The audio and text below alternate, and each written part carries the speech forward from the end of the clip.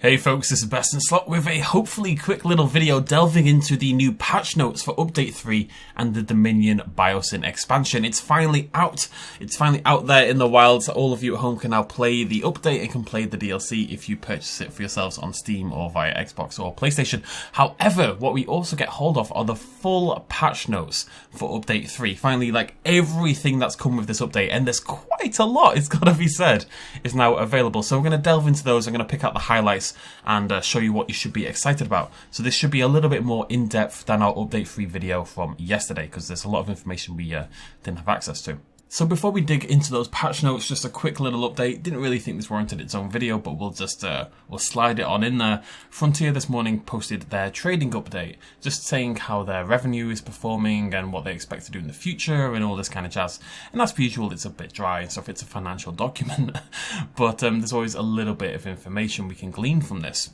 The interesting thing about this, though, is they're talking about the Dominion Biosyn. This major new expansion for Jurassic World Evolution 2 is set to deliver a strong start for FY23, that's financial year 2022-2023, and additional PDLC will be released during financial year 23. So it's a guarantee, 100% at the very least, that there is more DLC on the way. That's very much what we expected. Yeah, I think we all would have been immensely surprised and disappointed if we weren't going to get more. I think we'd be disappointed if we didn't get some during financial year 24 as well. I'm hoping upon hope for like about 2 years worth of support for the game. But either way, it's nice to get confirmation, you know, there's DLC definitely coming on the way in the next year. The Reddit post for this, where I found this, I'll credit the author in a second when I get the name, says that it's guaranteed for DLC throughout the entire financial year. That's not what this says. It says there's going to be DLC in this next financial year. They could release a piece of DLC in 3 months, that could be the final one, and then stop, and this would still be true. So it doesn't guarantee 12 months worth of DLC, it guarantees at least one more piece of DLC within the next 12 months. As I say, I think it's likely we're going to get 4 or 5 more packs within the next year. There was some data mining done a while ago that suggested there will be 10 DLC packs for the game, so, you know, that's definitely subject to change, but the point is that information is potentially out there. And the person who found this was Scythe Indominus on Reddit, so shout out to them. Okay, now, back onto Update 3. So if we scroll down here to just the DLC part, this is for people who buy the DLC only. There's only one thing I want to talk about here, because all of this is stuff you'll see via the Chaos Theory and via just playing the game for yourself and stuff that we've already talked about. But I just want to highlight Dinosaur Behaviors, added ability for dinosaurs to perform shake animations in storms. Now, we saw this for the Pyroraptor, that's what we tested it out with, and that's what we'd heard would do it. But it turns out the Therizinosaurus and the Quetzalcoatlus will both also do a shake animation. So one of the major interesting things about this is the new challenge modes. Now, I hadn't super planned to delve into challenge mode. Obviously, we've got 5 new ones based on Isla Nublar, San Diego, Isla Sorna, Isla Nublar 2015, Isla Nublar 2018 on the 5 films, although again not Dominion. But there's some really interesting stuff going on, new challenge conditions that have been implemented here that make me want to give these a bit of a go. So let's take a look at some of these. New challenge conditions: intelligent dinosaurs, for example, are found in Jurassic Park, The Lost World and Fallen Kingdom. Random chance that dinosaurs will gain the intelligent trait. Dinosaurs will extend an area of interest beyond their territory and through fences they can break. Dinosaurs will attempt to break fences to reach food, guests or prey in their area of interests. So the idea is that these dinosaurs are curious and they're intelligent and they can see food beyond their fence and think, you know what, I could get that. I'm going to go for that. I'm going to break out and attempt to get it, which I think is a really interesting idea. Point 1 towards challenge mode, why I want to try challenge mode. There's also fussy dinosaurs, so they'll need more water, more forest, more whatever in order to be satiated. A little less interesting, that one. Automated dinosaur shipments, this is Lost World only. At the start of a level, every few minutes, a narrative event pops up that lets the player choose between 2 groups of dinosaurs with specific traits to be delivered soon. So that's really interesting. That's a whole new mechanic as well. Tour areas, we saw that on the Jurassic Park 3 challenge map. You can only build a tour within that zone. We saw that during the live stream. A new species appeal bonus found within Jurassic World Challenge map. When a new species released into the park, the global dinosaur appeal is multiplied by a certain amount. So a big focus on releasing new species, which ties in really well with Jurassic World as a film, you know, where they want you to keep making the park more and more interesting.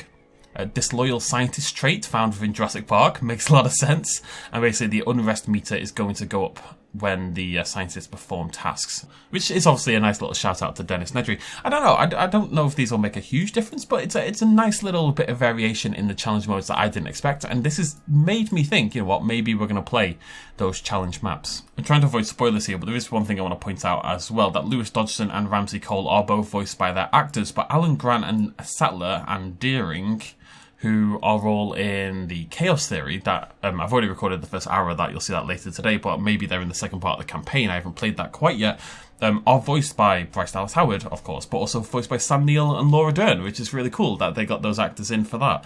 Owen Grady's the only one who holds out. Come on, Chris Pratt.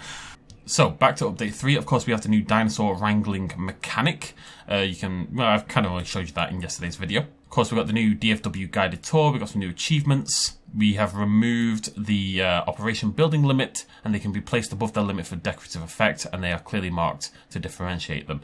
And I guess this is why they place automatically. I mentioned that the other day as well. It's because they're marked as decorations, and therefore they place instantly like a decoration would. You can turn that on and off yourself, and also, of course, you can turn off status checks and dinosaur injuries. Add ability for players to select multiple dinosaurs through the transport tool at any one time. I showcased that yesterday. I want to talk very briefly about this. This tranquilize and move option has apparently been in the game since the very start, and that includes PC players. I've gone back and forth on that about 100 times, but everyone has told me that it's been there since the dawn of time, and I've heard from so many people who didn't realise it was a mechanic in the game. I don't think the game ever highlights it as a mechanic, and it's like one little thing at the bottom that tells you you can press it. I just genuinely never realised you could trank and move until now, basically.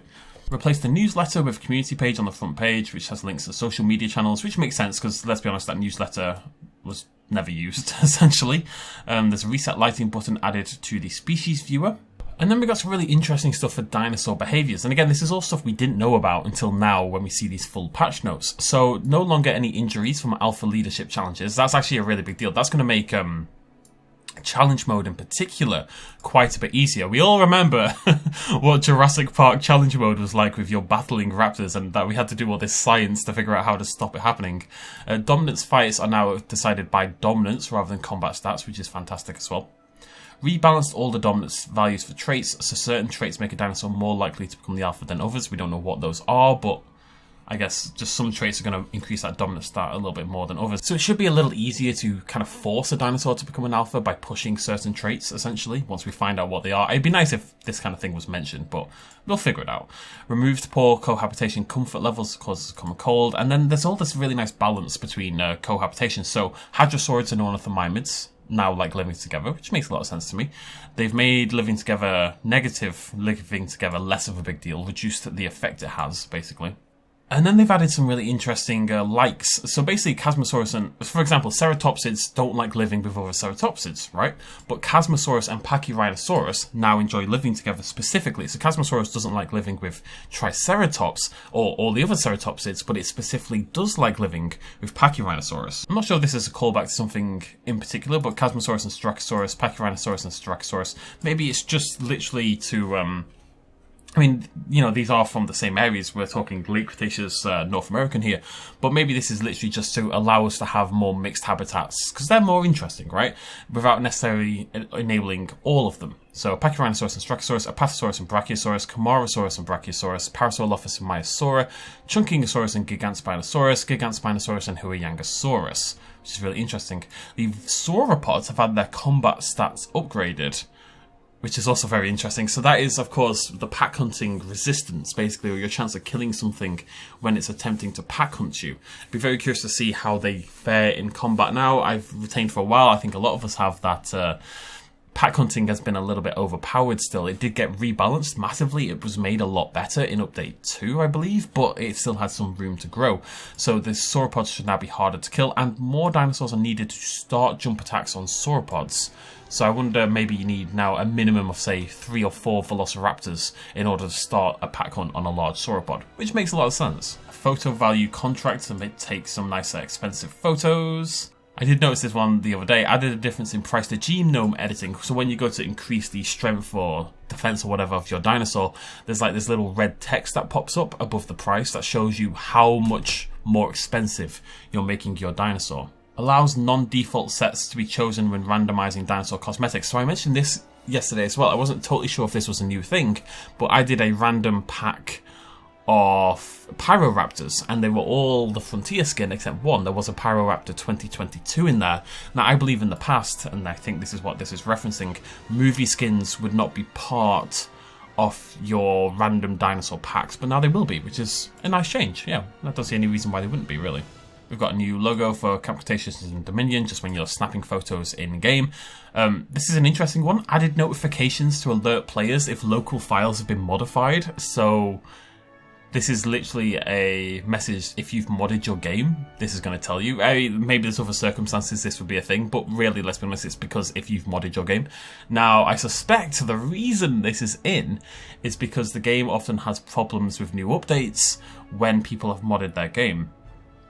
You know, I know that with Update 2, Frontier literally had people messaging them that their game wasn't working. It's because they'd modded their game to the nines before the update came out. So I suspect maybe this is covering that a little bit. So, you know, if your game's not working, well, are you getting this message? If so, redo your files, basically. Got some stuff about highlighting, nothing super interesting. This is a little interesting. Tour fact voiceover lines for buildings and vehicles. So when you go around on your tour vehicle and you go past a building or you go past another vehicle, you'll get like an automated message telling you what it's about. There's also a bunch of bug fixes stuff in here. Nothing that, I mean, I wasn't really having any particular bug fixes, but bug issues, I should say. But I'm not going to read through all that, so if you want to read that yourself, feel free. We might go try out that tour thing and a couple other things in-game in just a moment. There is an interesting thing down here, that Monolithosaurus will now climb fences rather than attacking them. That's a nice little change. There is a voiceover debut line for Scorpius Rex and Monolithosaurus as well, which was weird that there wasn't in the game. Remember when, I think we talked about that ages ago, but when you release Monolithosaurus, nobody says anything. Same with the Scorpius. And the Scorpius Rex now has a hunt need and will kill more frequently, which again, it should. Kind of like with the Indominus Rex and with the Indoraptor, these should be violent, crazy creatures that hunt willy-nilly, whereas the Scorpius Rex was kind of just like a regular dinosaur in that regard. We might hop into game and try some of these out. Just, well, it's the tour ride one I'm curious about more than anything. This, the fact lines, but I'll see if there's anything else we want to check out along the way. So, not this one, whoops it is. We're going to try out the new Scorpius Rex and Monolithosaurus, just hear their debut lines.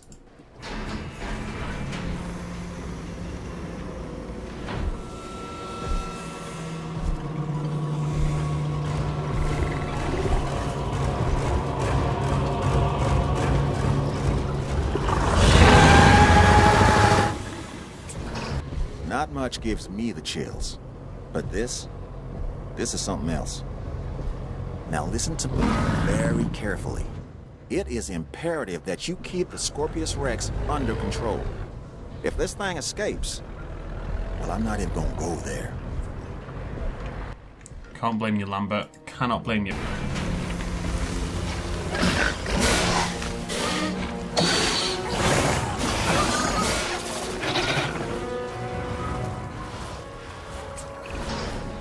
Let me introduce you to Monolithosaurus.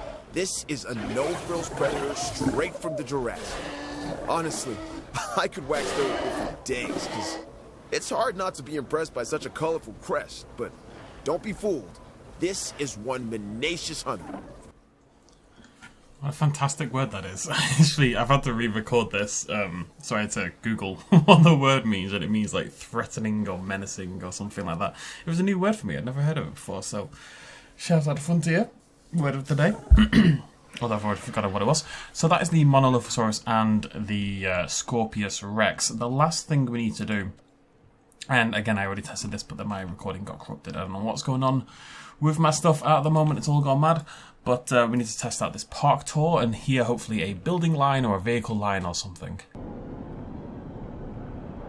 The park's ranger teams play a crucial role in ensuring that our prehistoric animals are well cared for and their enclosures well maintained all year round.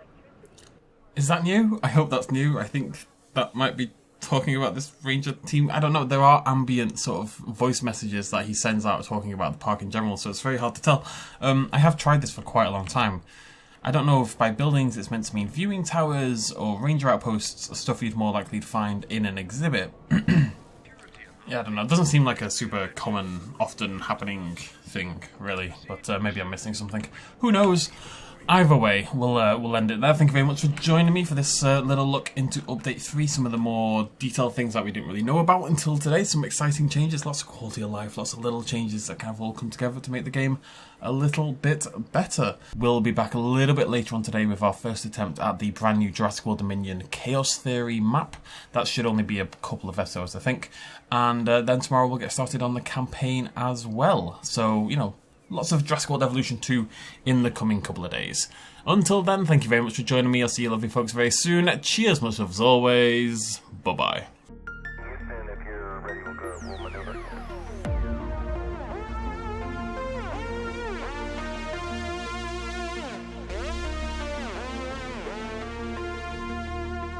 Reaching out.